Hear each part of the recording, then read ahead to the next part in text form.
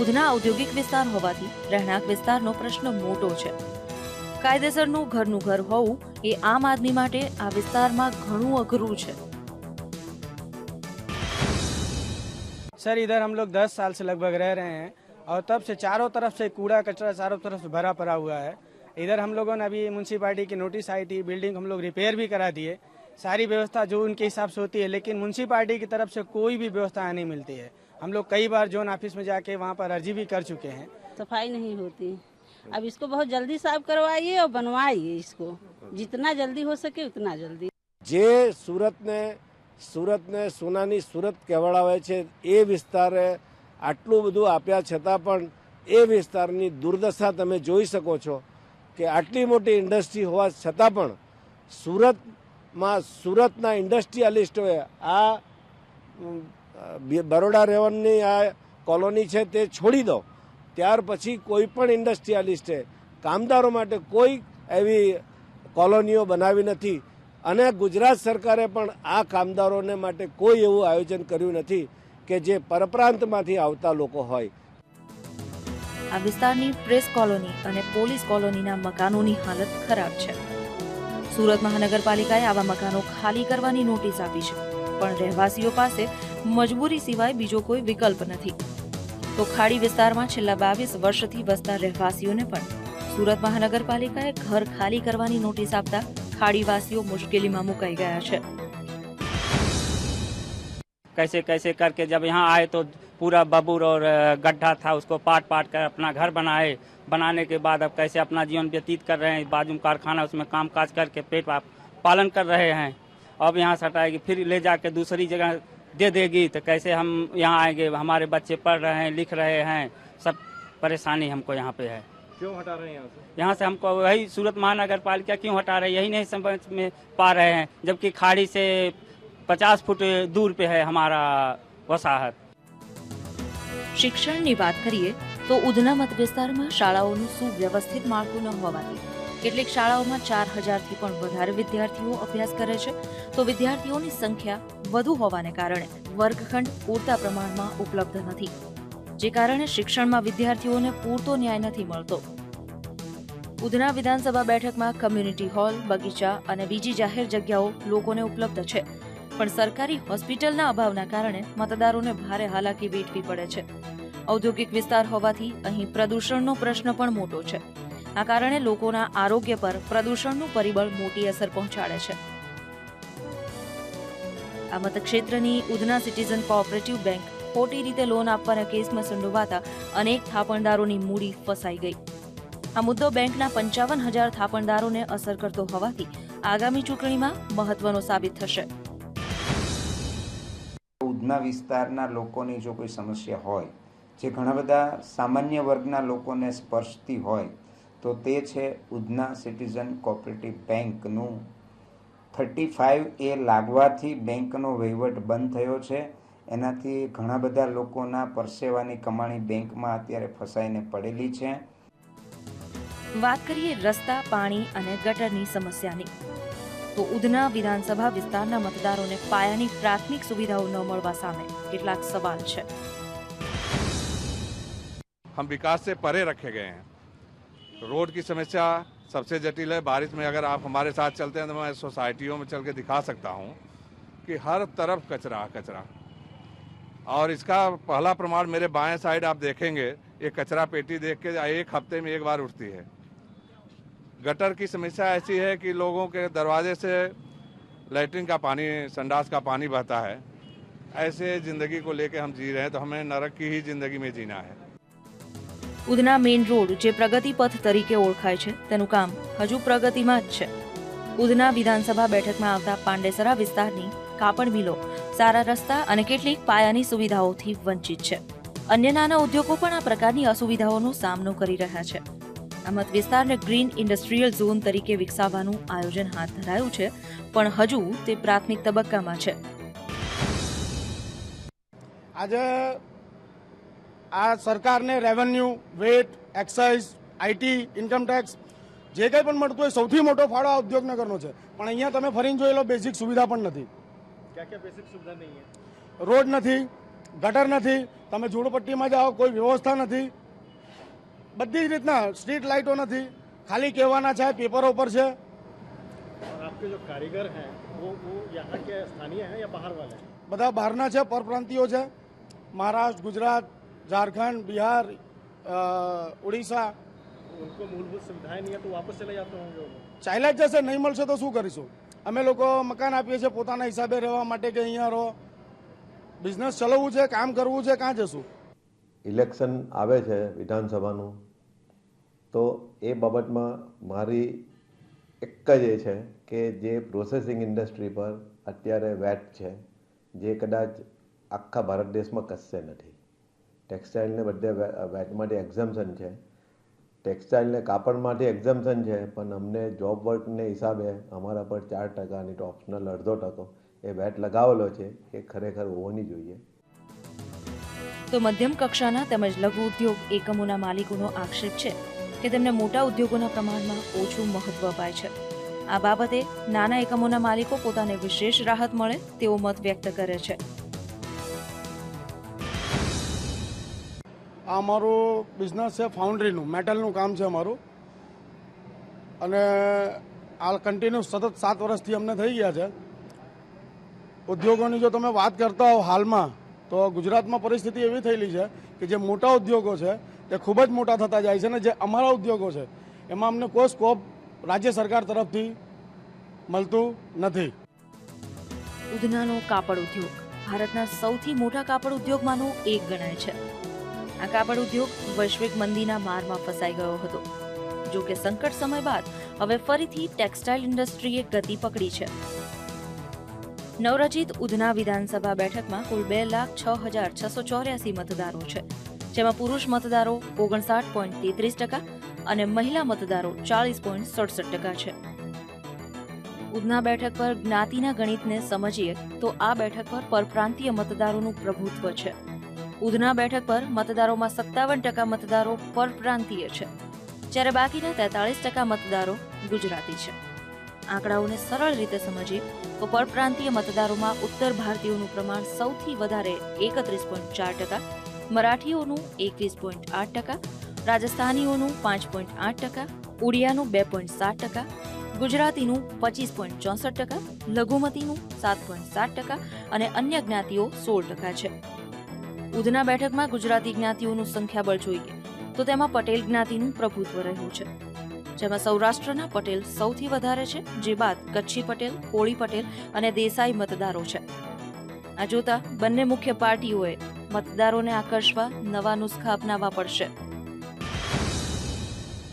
આ મતદારોની જે બધી સંખ્યા જોઈએ અને એ લોકોનું કોમ્બિનેશન જોઈએ તો એક ભારત, આખું ભારત વસ્તુ હોય એવું લાગે છે। અને આ જે ચૂંટણીમાં કોઈ એમ કહે કે ભાઈ આ જ્ઞાતિને, આ જાતિને, આ પ્રાંતના આ વ્યક્તિને કે આ લોકોને ટિકિટ આપવાથી જીતી જવાય કે જીતી શકશું, એવું કોઈ કોમ્બિનેશન બેસતું નથી।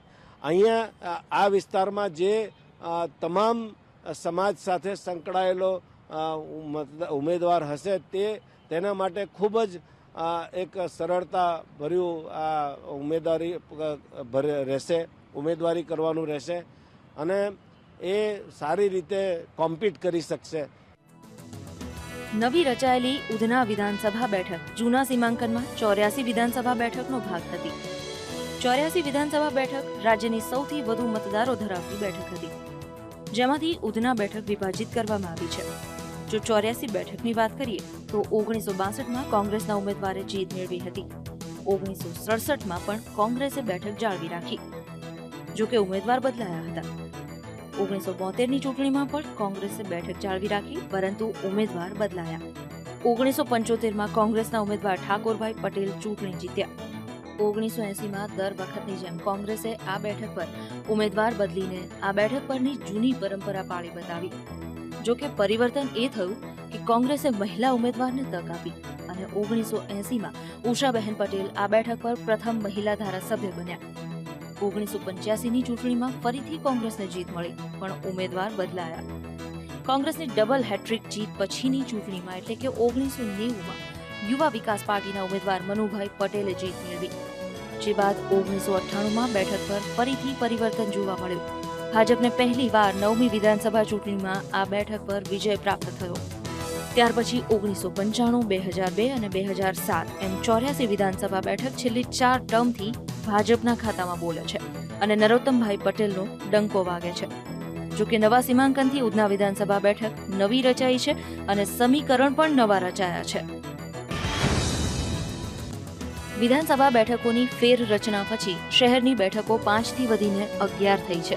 અલબત્ત કામરેજ અને ઓલપાડની બેઠકમાં જિલ્લાનો થોડો વિસ્તાર સામેલ છે, પણ 9 બેઠકો પૂરેપૂરી સુરત શહેરની હદમાં છે, જેમાંની ઉધના, મજુરા, 84 અને કામરેજ આ 4 બેઠકો પર ઉત્તર ભારતીય મતદારોનું પ્રભુત્વ છે. ઉધના બેઠકમાં સમાવેશ કરાયેલા વિસ્તારોની વાત કરીએ તો વોર્ડ નંબર 53, 54, 55, 56 અને 66 એમ 5 વોર્ડ તેમાં સમાવાયા છે. હાલ તો ભાજપ અને કોંગ્રેસ એમ બંને મુખ્ય પક્ષો ઉધના વિધાનસભા બેઠક માટે એવા ઉમેદવારની શોધમાં લાગ્યા છે જે ઉમેદવારોનો આ બેઠકના મતદારો સાથે ગાઢ નાતો હોય. નવા સીમાંકન મુજબ ઉધના બેઠક નવી રચાઈ છે, તેથી બંને પક્ષોએ આ બેઠક જીતવા માટે ભારે મહેનત કરવી પડશે તેમાં કોઈ બેમત નથી.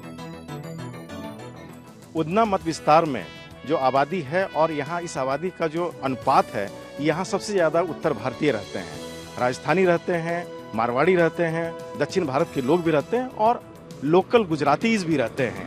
इसीलिए यहाँ पे जो ट्रेडिशनल स्ट्रक्चर पे जो पॉलिटिकल इशूज होते हैं वो उतना सार्थक नहीं साबित होता है. चुनावी मुद्दे स्थानीय मुद्दों पे ही होंगे और ये सबसे बड़ी चुनौती होगी बीजेपी और कांग्रेस दोनों ही मेजर पार्टीज के लिए. कैमरामैन प्रवीण चावड़ा के साथ अमरेंद्र, વીટીવી સુરત. તો સુરતનું પેટા શહેર એક સમયની નાની નગરપાલિકા અને હવે બેઠકોની ફેરરચના બાદ અલાયદી વિધાનસભા બેઠક બની છે એવો ઉધના મત વિસ્તારની આજે બેઠક બોલીમાં વાત કરીશું. અમારી એક સાથે એક્સપર્ટ પેનલ છે. અમારી સાથે સુરતમાં વર્ષોથી પત્રકારની ભૂમિકા ભજવનાર વીટીવીના પત્રકાર ડૉક્ટર અમિન્દ્ર ઝા જોડાશે અને વરિષ્ઠ પત્રકાર અને વીટીવીના ડાયરેક્ટર મુરી સાહેબ પણ જોડાશે, પરંતુ એક વિરામ બાદ.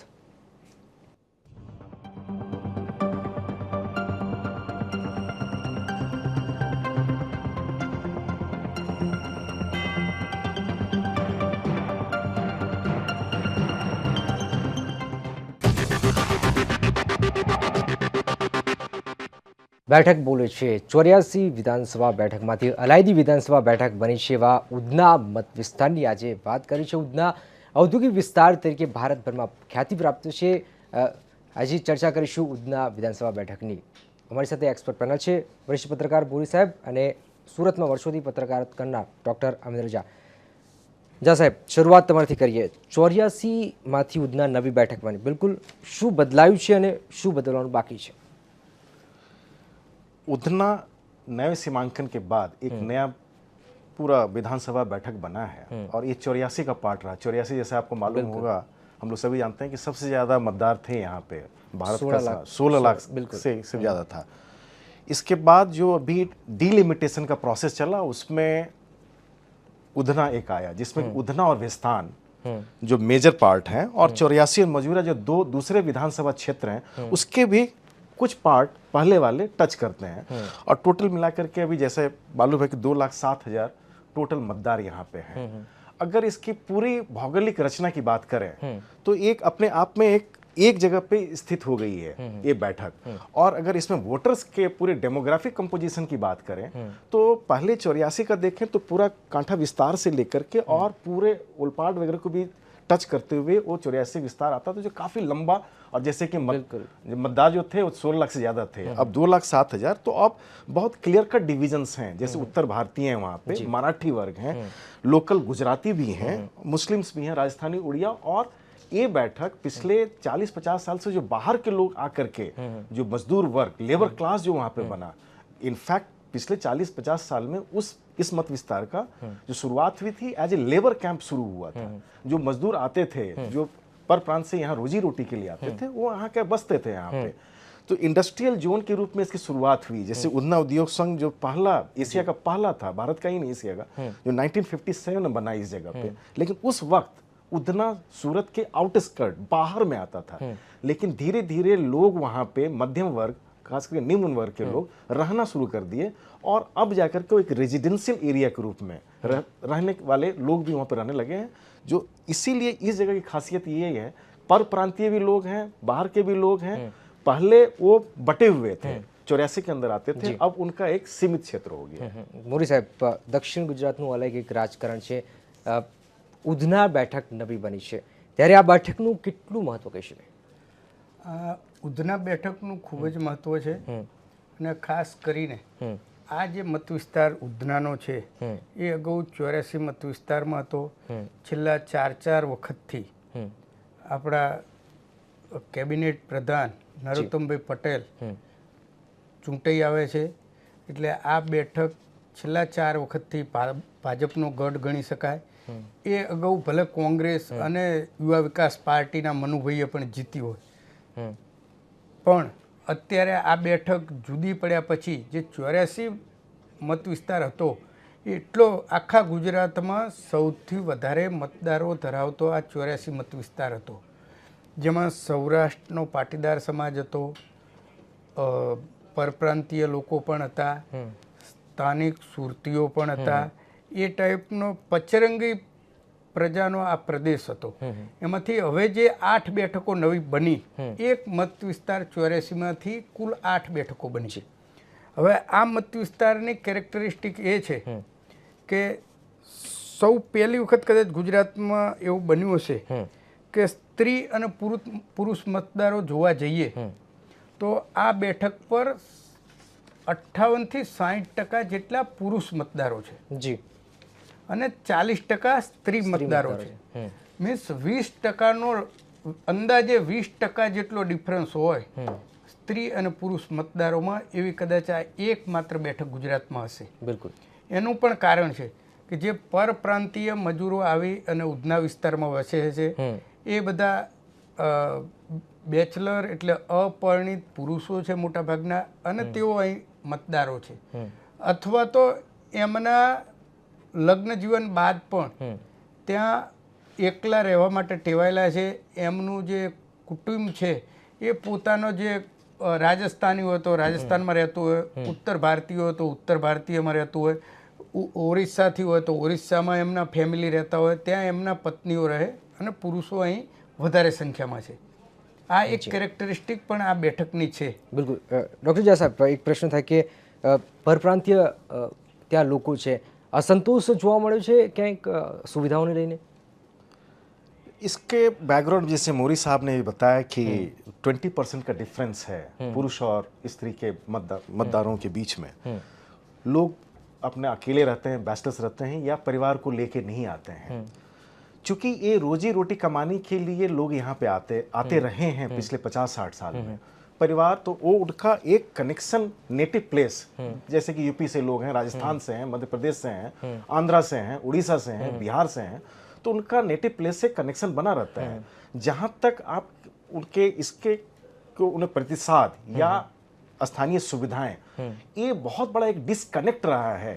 ये पूरे राजनीति पटल पे आप देखेंगे कि इस माइग्रेंट वर्कर्स, यही नहीं, यहाँ तो ज़्यादा थोड़ा सा क्योंकि इसकी चर्चा कर रहे हैं, माइग्रेंट वर्कर्स अपनी जगह पे भी, मैं इसका थोड़ा सा विवरण दूंगा कि जैसे वो विरोध में कन्वर्ट होता है नहीं? विरोध में किस पक्ष में? किसी और कोई भी पक्ष में नहीं. यहाँ पे चूंकि 2 पार्टी सिस्टम है, बीजेपी एंड कांग्रेस, जिस जगह से वो आते हैं, मान लीजिए यूपी से आए, बिहार से आए, तो वहाँ पे क्षेत्रीय पार्टियों का भी बोलवाला है. लेकिन मेरे कहने का मतलब है कि उस तबके के लोग आते हैं, न्यून वर्गीय, जिसमें ज्यादातर लोग शिक्षित हैं भी नहीं, उनका कभी भी राजनीति में उतना कभी भी हिस्सेदारी नहीं रही है. उनको या तो वोट बैंक की तरह यूज किया जाता है, या न तो उनको बोगस वोटिंग कर दी जाती रही होगी पहले. अभी का माहौल શું પરિસ્થિતિ છે ત્યાં? अभी है कि एक तो सूरत जैसे खूबसूरत जगह में एक भेस्तान जैसा बदसूरत जगह भी है जी. इसका जैसे मैंने जिक्र किया कि लेबर कैंप की तरह इसका डेवलपमेंट हुआ था उधना उद्योग संघ. यहाँ पे टाउन प्लानिंग की कमी है, पानी पीने की कमी है, एक हिंदी स्कूल नहीं है, जबकि परप्रांतियों की संख्या जी परप्रांतीय, बिल्कुल. एक बढ़िया सरकारी अस्पताल की कमी है, गटर वगैरह जितने भी हैं जो प्राथमिक सुविधाएं, तो इसको लेकर के काफी रोष है. क्यों? लोग तुरंत ही आइडेंटिफाई करते हैं सूरत के अन्य जगहों से. वो सिटी लाइट को देखते हैं, भटार को देखते हैं, मजूरा को देखते हैं, तो वहां पे सारी सुविधाएं उनको चकाचौंध दिखती है, लेकिन यहाँ पे नहीं दिखता. इसीलिए उनकी यहाँ पे अन्य राजनीति मुद्दों से ज्यादा स्थानीय मुद्दे इस चुटनी में ज्यादा प्रतिलक्षित दिख रही हैं। મોરી સાહેબ, પરપ્રાંતિયોનો રોલ ઉધના બેઠક પર સૌથી વધારે મતદારો કેટલો રોલ છે? અને હવે 15 થી 20 વર્ષ આ લોકો ત્યાં રહે છે, તો આ લોકોને પરપ્રાંતીય ગણવા કે નહીં ગણવા? બેઝિકલી તો આપણે એને પરપ્રાંતીય તો ગણી શકીએ, કેમ કે બીજા રાજ્યમાંથી આવી અને ગુજરાતમાં વસ્યા છે. આ બેઠક પર 57% જેટલો હિસ્સો પરપ્રાંતિયોનો છે અને 43% ગુજરાતીઓ. પરપ્રાંતિયોમાં પણ ઉત્તર ભારતીયોની સંખ્યા 31% છે, મરાઠીની સંખ્યા 25% છે. તો એ જ રીતે જોઈએ તો ઉડિયાની સંખ્યા 2% છે, રાજસ્થાની 5% છે અને કુલ મતદારોમાં 25%થી આસપાસ ગુજરાતીઓ છે. લઘુમતી સમાજના પણ 7%-8% જેટલા મતદારો છે, અન્ય 16% જેટલા છે. એટલે આમ જોવા જઈએ તો આ બેઠક પ્યોરલી એક પરપ્રાંતિયોના આધાર ઉપર પ્રભુત્વ ધરાવતી અને પરપ્રાંતિયોના હાથમાં હોય એવી જ આ બેઠક છે. બિલકુલ. અને આ નવસારી લોકસભા મત વિસ્તારના અંદર આવતી આ બેઠક છે. પણ આની ખાસિયત એ છે કે જ્યારે લોકસભા ચૂંટણી થઈ કે અગાઉ વિધાનસભા ચૂંટણી થઈ હોય ત્યારે એમાં ભાજપ 100% જીત્યું છે. પણ જ્યારે 2010માં સુરત મ્યુનિસિપાલિટીની ચૂંટણી થઈ ત્યારે એક વોર્ડમાં 3 ઉમેદવારો કોંગ્રેસના પણ ચૂંટાઈ આવેલા છે. બિલકુલ, આપણી ચર્ચા યથો રાખીશું. નવી રચાયેલી ઉધના વિધાનસભા બેઠક વિશે વાત કરવા માટે અમારી સાથે જોડાયા છે સુરત મહાનગરપાલિકાના નગરસેવક અને ભાજપના નેતા દયાશંકરસિંહ. સિંહ સાહેબ, આપનું સ્વાગત. આ વખતની વિધાનસભા ચૂંટણીમાં ઉધના બેઠક પર ભાજપ માટે મુખ્ય મુદ્દાઓ કયા રહેશે? જી. નવા સીમાંકન પ્રમાણે જે વિધાનસભા છે એમાં મુખ્ય ભારતીય જનતા પાર્ટીના મુદ્દા છે વિકાસ. ભારતીય જનતા પાર્ટીના કુશલ અને પારદર્શી શાસનમાં સુરત મહાનગરપાલિકાએ જે વિકાસ કર્યું છે, આ વિકાસના અનુલક્ષીને ધ્યાને રાખીને જે ખરેખર માનનીય મુખ્યમંત્રી શ્રી નરેન્દ્રભાઈ મોદીના નેતૃત્વમાં જે વિકાસ થયા છે, આ વિકાસના આધારે અમે પ્રજા સમક્ષ જઈશ અને જે ખાસ કરીને સુરત મહાનગરપાલિકા ઉધના વિસ્તારમાં જે BRTS bus rapid transit system એક મહત્વાકાંક્ષી પ્રોજેક્ટને જે સાકાર કર્યું છે, આ પણ એક મહત્વપૂર્ણ અગત્યનો મુદ્દા છે.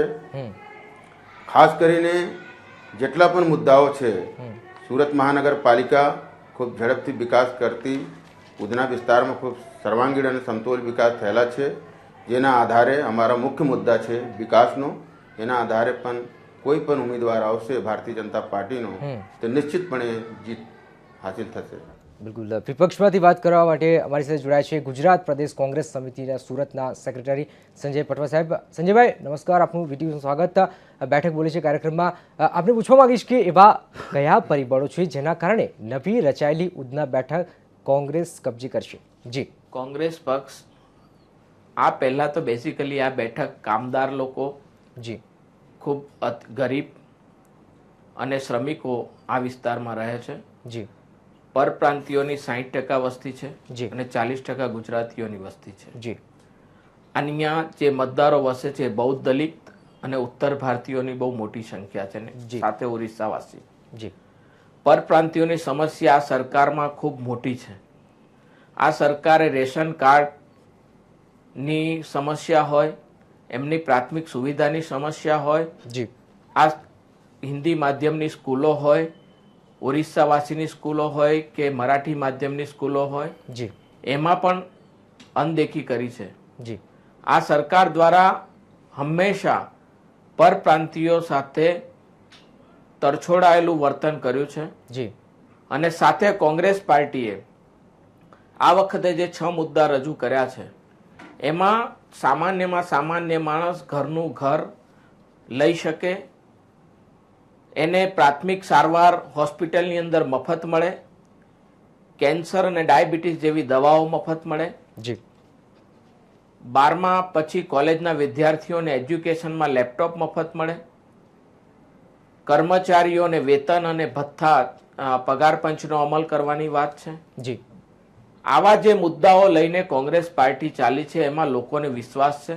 જી, સુરતની અંદર 5 લાખ જેવા મહિલાઓએ ફોર્મ ભર્યા છે ઘરના ઘરનું. કોંગ્રેસની સરકાર બનશે એવો વિશ્વાસ લોકોએ વ્યક્ત કર્યો છે અને ખાસ કરીને મારી બહેનોએ વ્યક્ત કર્યો છે. જી, અને બહેનોએ ફોર્મ ભર્યા છે એટલે એમને વિશ્વાસ છે કે કોંગ્રેસ પક્ષની સરકાર આવશે તો અમને ઘરનું ઘર મળશે. અને આ બેઠક પર ખાસ કરીને આ જે બધા કોંગ્રેસે 6 મુદ્દા રજૂ કર્યા છે એના લીધે વાતાવરણ ખૂબ સારું થયું છે. અને ભારતીય જનતા પાર્ટીનું છેલ્લા 15 વર્ષથી જે શાસન થયું છે એમાં આ એરિયા બિલકુલ. દર્શક મિત્રો, ક્યાંયના જતા આ પ્રકારના કાર્યક્રમો ભાગે જ આવતા હોય છે. નવી રચાયેલી ઉધના વિધાનસભા બેઠકની વાત કરીશું વિરામ બાદ.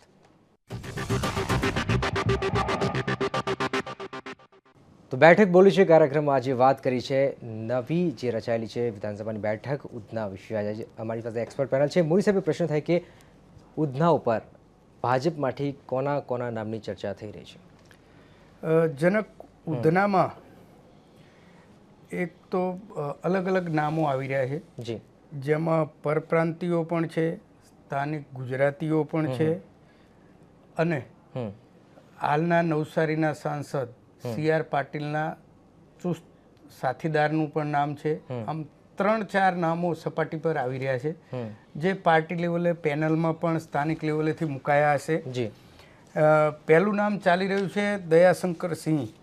જો સુરત મ્યુનિસિપલ કોર્પોરેશનના ભાજપ પક્ષના નેતા છે, ડિંડોલીના નગરસેવક છે, જો સામાન્ય જનમાનસમાં એક સિક્યુરિટી ધરાવતા, સામાન્ય જનને મદદરૂપ થતા હોય એવા એક ઉમેદવારની છાપ ધરાવતા દયાશંકર સિંહ છે.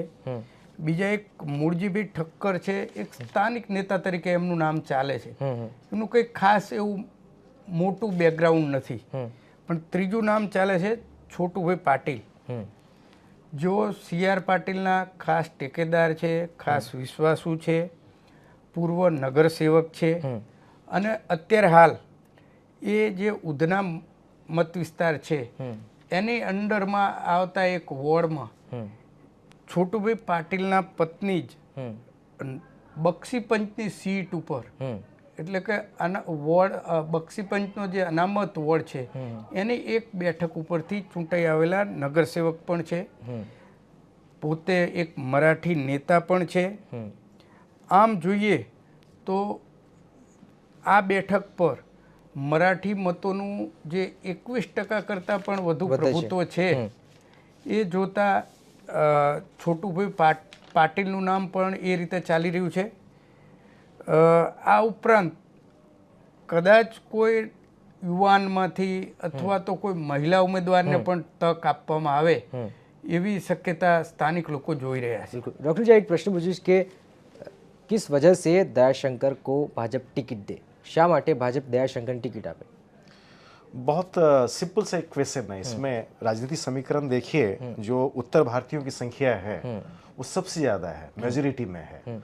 और चूंकि दयाशंकर सिंह भारतीय जनता पार्टी से जुड़े रहे हैं, अभी शासक पक्ष के नेता भी हैं सूरत म्युनिसिपल कॉर्पोरेशन में, और इनकी एक छवि अच्छी है, इसीलिए उनका नाम अभी लोग चर्चा में या पार्टी सोच रही होगी कि वो हो सकते हैं. बिल्कुल.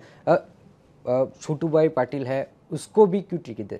बस वहाँ पे ये फैक्टर आ जाता है, जैसे मोदी साहब ने कहा कि 21% जो मराठी वोट है, महाराष्ट्रियंस वोट है, जिसपे पूरा प्रभुत्व CR पाटिल का पिछले लोकसभा इलेक्शन में जो आया था, और चूंकि ये CR पाटिल के बहुत क्लोज के हैं, बहुत नज़दीक के हैं, इसीलिए उनका नाम संभावित हुआ. और इनका सूरत म्युनिसिपल कॉर्पोरेशन स्थानिक लेवल पे इनका एज ए कॉर्पोरेटर या जिनकी इनकी पत्नी हाल फिलहाल में जैसे मोदी साहब ने बताया अभी, वो भी हैं, चुनी हुई हैं.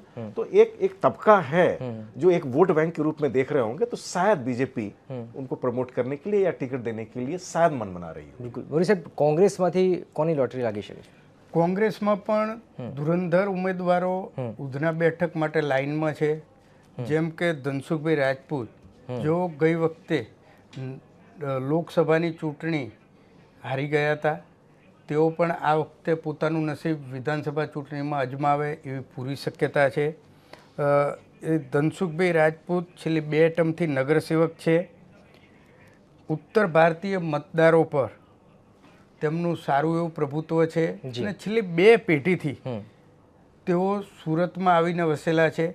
2010માં ઉધનાના બામરોલી વોર્ડમાંથી કોંગ્રેસની આખી પેનલને જીતાડવામાં ધનસુખભાઈ રાજપૂતનો મોટો ફાળો રહ્યો છે. એટલે આમ જોઈએ તો એક ધનસુખભાઈ રાજપૂતને એક ઉત્તર ભારતીય મીન્સ કે 31% મતદારો જે ઉત્તર ભારતના છે એમાંથી જો પસંદગી કરવાની હોય તો મોટાભાગે ધનસુખભાઈ રાજપૂતની પસંદગી કદાચ પાર્ટી કરશે અને એમનું નામ ચર્ચામાં આ રીતે ચાલી રહ્યું છે. બીજું નામ ચાલી રહ્યું છે હરગોવિંદભાઈ પટેલ, જો મૂળ ગુજરાતી છે, પોતે પૂર્વ નગરસેવક છે, તેઓ ઉત્તર ગુજરાતના વતની છે અને આ વિસ્તારમાં પાટીદાર મતોને એન્કેસ કરવા માટે કોંગ્રેસ પાર્ટીમાંથી તેમનું નામ આગળ કરાયું છે અને કદાચ કોંગ્રેસ પક્ષ એમને પણ ટિકિટ આપી શકે છે. ત્રીજું નામ છે મુન્નાભાઈ શુક્લ, જેઓ એક યુવા ઉદ્યોગકાર છે અને યુવા ચહેરા તરીકે કદાચ એમની પણ પસંદગી કરે તો નવાઈ ના પમાય. કેમ કે ઘણીવાર એવું બનતું હોય છે કે ચલો ભાઈ ગઈ ચૂંટણીમાં ધનસુખભાઈ લોકસભા હારી ગયા હતા તો આપણે કોઈ યુવા ચહેરાને તક આપીએ, તો એવી વાત આવે તો મુન્નાભાઈ શુક્લનો પણ નંબર લાગે અને એમનું નામ પણ પેનલમાં ગયું છે તેવું સ્થાનિક કક્ષાના કોંગ્રેસના આગેવાનો જણાવી રહ્યા છે. ડૉક્ટર, એક પ્રશ્ન થાય કે કોંગ્રેસને ખાસ કરીને સુરતના શહેર વિસ્તારમાં 84 હોય કે ઉધના બેઠક છે એમાં જીતવાની આશા છે, તો क्या कारणों के कारण कांग्रेस जीतने आशा रखी रही है? देखिए, इसमें क्या है कि विकास का मुद्दा और बाकी राजनीति पटल पे जितने अधिक मुद्दे हैं, चाहे राष्ट्रीय लेवल पे हों चाहे अपने राज्य स्तर लेवल पे हों, वहाँ का जो स्थानीय मुद्दा है वो सबसे ज़्यादा इम्पोर्टेंट है. बाकी शहर के दूसरे हिस्सों में खूबसूरती है, वहाँ पे खूबसूरती नहीं है, जबकि वहाँ के लोग ही कामदार होने की वजह से पूरा आर्थिक योगदान कर रहे हैं. इसलिए कांग्रेस, जो आप कह रहे हैं कि कांग्रेस के जीतने की संभावना या उनको वोट मिलने की संभावना ज्यादा हो सकती है, जबकि वो स्थानीय मुद्दे को लेकर चलेंगे. जो मूलभूत सुविधाएं होती हैं, स्कूल, हॉस्पिटल, रहने की सुविधाएं, घर, गुजरात हाउसिंग बोर्ड के 2000 घर हैं, उनके जैसे कि वो पिछले 10 साल से રહેવા લાયક નથી. બિલકુલ. જી જી. બોરી સાહેબ, એક પ્રશ્ન અહીંયા ગઈકાલે સોમવારે નીતિશ કુમારની પાર્ટી ગુજરાતમાં ચૂંટણી લડવાની છે મોદી સરકાર સામે, ત્યારે પરપ્રાંતિયોની અહીંયા સૌથી વધારે વસ્તી છે. બિલકુલ. ત્યારે આ ફેક્ટર શું અસર કરી શકે? ના, અહીં નીતિશ કુમારની પાર્ટી એટલા માટે એટલી બધી અસરકારક નહીં રહે કે અહીં ઉત્તર ભારતના જે મતદાર એટલે મીન્સ પરપ્રાંતિયોમાં મોટા ભાગની સંખ્યા છે ઉત્તર ભારતીયોની. બિહારીઓની એટલી બધી સંખ્યા અહીં નથી. જો બિહારીઓની સંખ્યા વધારે હોત તો જેડીયુ જેવી પાર્ટી પણ પોતાનું નસીબ અજમાવે. એટલે અત્યારે એ કહેવું વધારે પડતું છે. જેમ ગુજરાતમાં પણ અત્યારે પરિવર્તન પાર્ટીનું નામ ચાલે છે, પણ અહીં કોઈ એવા સ્ટ્રોંગ પરિવર્તન પાર્ટીના ઉમેદવારો પણ દેખાતા નથી અથવા તો એવી કોઈ મોટી હિલચાલ દેખાતી નથી. આ સિવાયના સુરતના અન્ય વિસ્તારમાં નાની મોટી બેઠકોમાં દેખાય છે, પણ ઉધના વિસ્તારમાં આ જે ગુજરાત પરિવર્તન પાર્ટીની છે એની કોઈ મેજર हिलचाल અત્યાર સુધીનો नजर. डॉक्टर जाने पूछूंगा, डॉक्टर परिवर्तन पार्टी केशुभाई की पार्टी है, उसमें से कोई नाम सामने आ रहा है क्या? नहीं, अभी तक तो उस तरह से स्पष्ट नहीं हुआ है, जबकि हैं गुजराती वहाँ रहते हैं, पटेलों की भी संख्या है, सौराष्ट्र के पटेल भी हैं, कच्छी पटेल भी हैं, कौली पटेल भी हैं, लेकिन अभी तक जो इनकी रणनीति देखने को आई है वो वराछा एरिया, जहाँ के सौराष्ट्रियन पटेल्स हैं और जो डायमंड इंडस्ट्री में ज़्यादा जुड़े हुए हैं, वहाँ पे इनका कंसंट्रेशन देखने को मिला है, अन्य क्षेत्रों में नहीं देखने को मिला है. इसलिए ऐसी अभी कोई संभावना दिख नहीं रही है कि वहाँ से गुजरात परिवर्तन पार्टी कोई अपना उम्मीदवार खड़ा करे. बिल्कुल. एक प्रश्न અહીંયા સામે આવ્યો હતો કે ઉધના સિટીઝન કોઓપરેટિવ બેંક ખોટી રીતે લોન આપવાના કેસમાં 55,000 જેટલા અહીંયા અસરગ્રસ્ત છે. આ મુદ્દો કેટલો અસર કરી શકે? કદાચ એવું બન્યું હોય કે બેંકના વહીવટદારોએ યોગ્ય વહીવટ ના કર્યો હોય અને 55,000 જેટલા ખાતેદારોનું ભાવિ ડામાડોળ બન્યું હોય. જો કે એક મુદ્દો છે કે DICGCની જે વીમા યોજના છે રિઝર્વ બેંકની, કે જે 1 લાખ સુધીના થાપણદારોને રક્ષણ આપે છે. એટલે 55,000 લોકો કારક બન્યા હશે, એટલે એમના ઉપર અસર થઈ હશે, આ બેંક નબળી પડ્યું હતો એ કહેવું વધારે પડતું છે. જેને 1 લાખ કરતાં વધારે ડિપોઝિટ હશે એને જ મોટા ભાગે ઇફેક્ટ થઈ હશે. એટલે એવા ખાતેદારોની સંખ્યા હું નથી માનતો કે 2-5 હજારથી વધારે હોય આવા એક મજૂર એરિયામાં. કે ઉધનાને લોકો મોટા ભાગે એક મજૂર એરિયા તરીકે, કામદાર એરિયા તરીકે ઓળખે છે અને એક લોઅર મિડલ ક્લાસ અથવા તો એકદમ લોઅર ક્લાસના લોકો જ ત્યાં રહે છે એ પ્રકારનો આ વિસ્તાર છે. એટલે એની એક લાક્ષણિકતા જોતા કહેવાય કે 2-5-10% વધારે લોકોના પૈસા આમાં ફસાયેલા નહીં હોય. डॉक्टर जी आप क्या कहना है? नहीं, इसका असर चूंकि लोग काफी असंतुष्ट हैं, संख्या जो भी हो, लेकिन इसके जो करता धरता रहे हैं, जो डायरेक्टर जिनका हाल फिलहाल में उन लोगों को अरेस्ट भी किया गया, पुलिस ने कार्रवाई भी की है, उसके जो 4-5 डायरेक्टर थे पिछले महीने उन लोगों को अरेस्ट भी किया गया है. तो संख्या खातेदारों की कम रहने के बावजूद मैं ये मानता हूं कि ये एक इमेज क्रिएट करता है कि कौन लोग थे, किस पार्टी से थे या पार्टी से कोई संबंध था कि नहीं, चाहे वो बीजेपी के थे, कांग्रेस के थे, किसी भी पार्टी के हों, उसका वो चर्चा का विषय बनता है.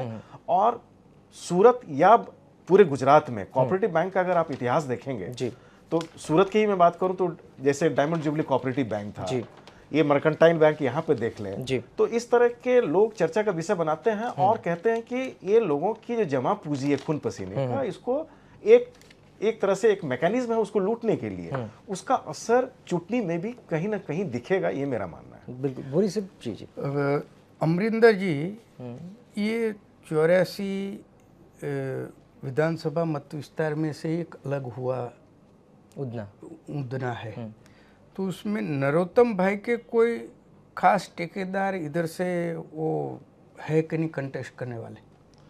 नहीं, अभी तक तो कुछ इस तरह का स्पष्ट नहीं हुआ है, लेकिन चूंकि उन्हीं का क्षेत्र रहा है 84 में और बेस्तान भी उन्हीं का पार्ट रहा, और बेस्तान हो गया उधना उत्तर, उधना दक्षिण, और जो मजूरा 84 और 84 की सीमा भी टच करती है उधना से, इसीलिए एक बड़े नेता होने के चलते और पिछले 4 टर्म से वो एमएलए हैं, केंद्रीय यहाँ मंत्री भी हैं, तो जाहिर सी बात है उनका वर्चस्व कहीं ना कहीं तो दिखेगा ही. मगर कौन सा ऐसा आदमी है और कौन सा ऐसा वर्कर है या कौन सा ऐसा पार्टी का पर्सन है कि जो नरोत्तम भाई के फॉलोअर है और यही विधानसभा चुनाव में अपनी उम्मीदवारी के लिए दावेदारी कर सकता है?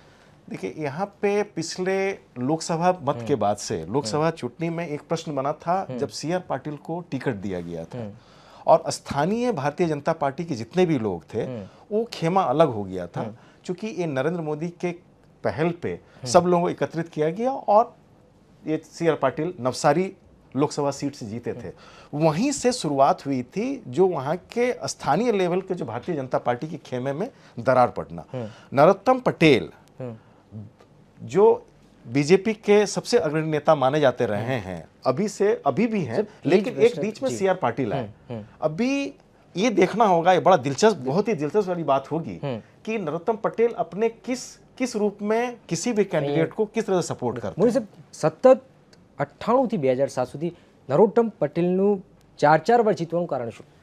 એનું કારણ એ છે કે એ મૂળ ઉત્તર ગુજરાતના પાટીદાર છે, વર્ષોથી સુરતમાં વસ્યા છે. સૌરાષ્ટ્રના પણ પાટીદાર સમાજનો મોટો હિસ્સો આ 16 લાખ મતદારોમાં છે અને અર્બન એરિયા હોવાના નાતે ત્યાં ભારતીય જનતા પાર્ટીનું 1980 પછી પ્રભુત્વ વધતું ગયું છે અને એ પ્રભુત્વ 95-98માં ખાસું એવું મજબૂત બન્યું, જેના કારણે 98 પછી નરોત્તમભાઈને હરાવવા બહુ મુશ્કેલ બન્યા. એ એમની લીડ ઓછી નહીં, 2-5 લાખ વોટથી એ નરોત્તમભાઈ અવારનવાર જીતતા આવે છે. જ્યારે 2 લાખની વિધાનસભા બેઠક હોય ત્યારે આ બેઠક પર તેમની સરસઈ 2 લાખ, 4 લાખ કે 5 લાખ વોટની હોય એવું બન્યું છે. એટલે આમ વન સાઇડેડ બેઠક હોય તેવું પૂરું અત્યાર સુધી દેખાઈ આવે છે. બિલકુલ, બંનેનો ખૂબ ખૂબ આભાર ચર્ચામાં જોડાવા બદલ. તો દર્શક મિત્રો, બેઠક બોલી છે કાર્યક્રમમાં આજે આપણે દક્ષિણ ગુજરાતની એક બેઠકનો ચિતાર મેળવ્યો, ઉધના બેઠકનો ચિતાર મેળવ્યો. બુધવારે સૌરાષ્ટ્રની ભાવનગર પૂર્વ વિધાનસભા બેઠક જોઈશું. અત્યારે રજા આપશો, વધુ સમાચાર માટે જોતા રહો VTV સમાચાર. નમસ્કાર.